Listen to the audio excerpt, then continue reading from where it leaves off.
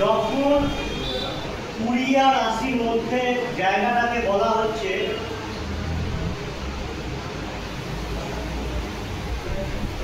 এই জায়গাটা কি হচ্ছে ওভারবট জোন, আর নিচের জায়গাটা কি হচ্ছে কেউ বলতে পারবেন? আন্ডারবট জোন। হ্যাঁ, আন্ডারবট জোন, ওভারফ্লো জোন। ঠিক আছে,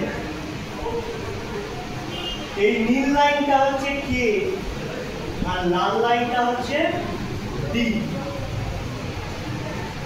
নরমালি বেসিক কথা বলে যখন এই যে পড়ছিল